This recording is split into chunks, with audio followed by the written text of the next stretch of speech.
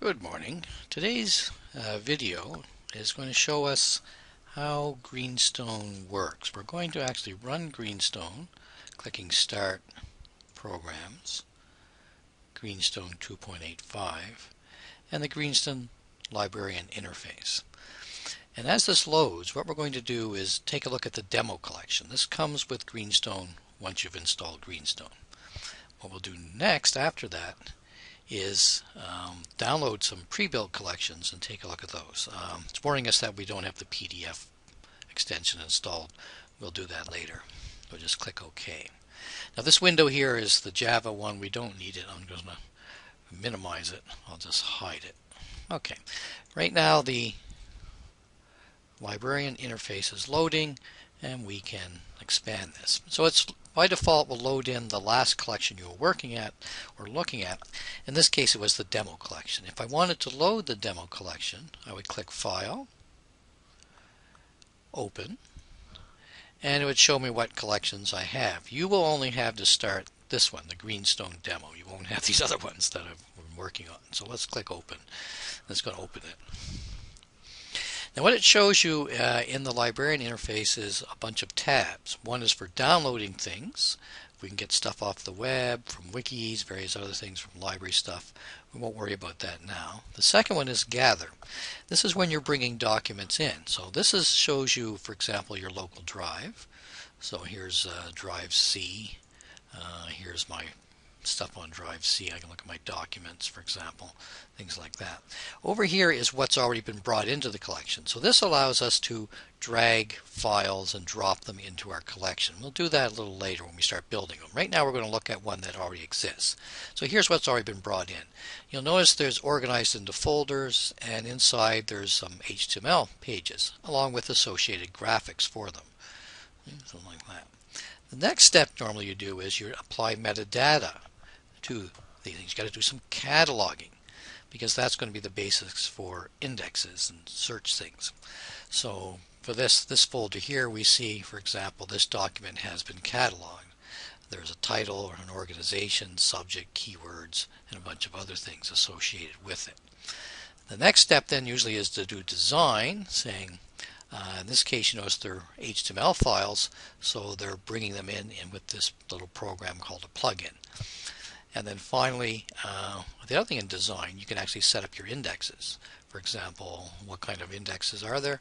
We see there's a title index, a subject index, an organization index, and then there's another one here for keyword.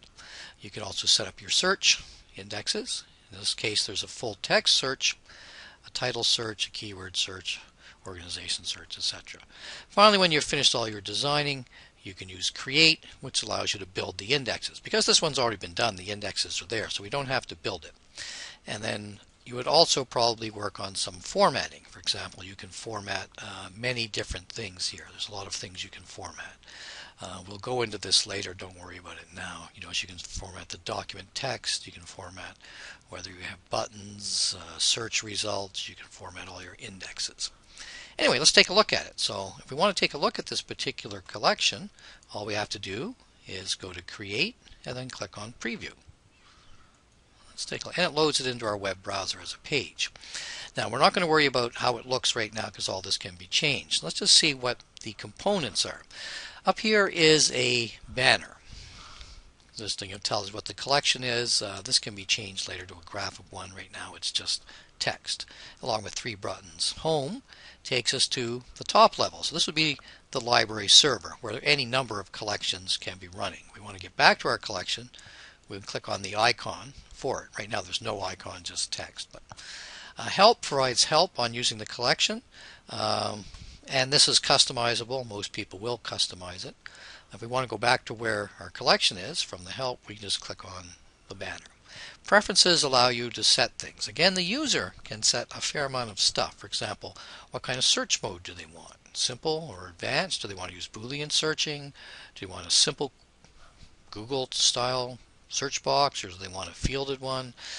Do you want case differences to matter? Do you want word endings to matter in the search? All that sort of stuff can be set. We'll talk about that later. So let's go back. Here is the navigation bar. So this is where your menu is. This over here shows you the current page you're on. The home page is known as the About page. You can change that later to say home page, or in fact disappear it altogether, it doesn't matter. The navigation bar will be customized as well. So here is a search bar or search engine right on the home page. Later on we'll look at how getting that off the home page and just putting it under here, because it's under search anyway, so do we really need it on the home page? And here is some information that describes this collection. Now this is fairly short, and we probably want to, well, we definitely want to add more to this when you start working on collections, describing what they contain and who they're for. Let's take the first thing, is the search engine. Say you want to do some searching. You can search the full text or a particular field. Do you want to search only titles, subjects, or organizations or something like that? This also has levels you can search at. Do you want to search the entire document, which in this case are books, or do you want to search a chapter in a book? And you can search for some or all of the words. So for example, if we want to look for something, I don't know, on worm. We're interested in worm farming. You don't want to give up library school and take up worms. So we notice there's 2 documents returned. And this here shows us the book. This icon is clickable. This is also clickable as well. So this is the URL that takes us into the book. Now you notice retrieving the entire book may not have been a good idea. Maybe we should have searched at the chapter level for worm. Here we are.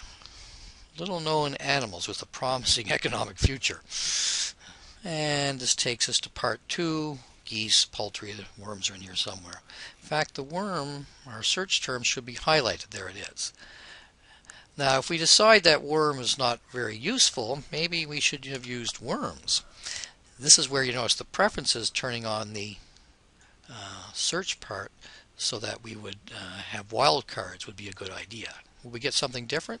Yes, we do. Look, lots of stuff on more documents returned. So anyway, this is the search engine part. So people can search either full text or particular areas. So you notice in titles, it's obviously a lot more precise searching. In fact, it's so precise we don't get anything. And is there any worms and subjects? No, only in the full text. The other way people can use your collection is through browsing. So these are browsable indexes known as classifiers.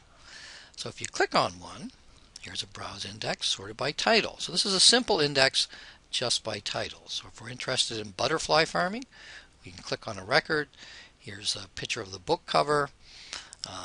These are options we have, and we can go to a particular chapter. So if we want to know about operating a butterfly farm, here we are. And there it is. This is how you build your butterfly enclosure so they can't get away. If you want to go back, we can go back to this, and here's other documents. Now you notice the display of this index is fairly minimal. All we're really shown is the title and the file name. But that's all customizable. You can show more information here in the index. Let's take a look at another index. So this is a simple alphabetical A to Z index. Now subjects have a different type of index. It's hierarchical, because subjects can go from the general to the more specific. You can drill down. And the icon here is a little shelf of books, or a bookshelf. So if I click on that, we'll see, here's something more specific. Better farming. Okay, what's under better farming? Farming snails. There we are. Ooh, choosing snails. I'm interested in how do I select the best snails. There we are. Harvesting my snails. Yes, how do I harvest snails? What do you do with them once you've got them? Oh, you build a little box. Okay. So you see how I can drill down here. So a subject index is going to be hierarchical. In fact, many types of indexes can be hierarchical. A date index, a location index. Those are time index will be hierarchical. There's another index over here, organizations. This is hierarchical as well because it's organized by the publisher, basically. So the FAO Better Farming has 2 publications. The World Bank has 1. And there's another index here called How To. So this is how you can work your way around a Greenstone collection. Now you notice this one has only one type of files, HTML ones. Very simple HTML documents that have been organized into books because they're quite large. Most of your digital files will be small. It is possible to create ones out of very large HTMLs. We have a couple we'll show you based on Shakespeare's plays. Obviously, they're very, very large files. And one of the things you can do with large files is break them down into chapters. So it's a little easier to deal with online. Now, what we're going to show next time is we're going to load in some sample collections that we have on the website so you can see things that people have done. And we're also going to then show you how we can change things for collections. Now the last thing to do is when you're finished working with the collection is to put it away. So you want to close off this tab in your web browser, so we don't use that. And we want to shut down the librarian interface. We can do File, Exit, shut that down. And finally that will shut down the web server. You notice the web server's gone away, it was down here. So everything's done, and so now we can stop.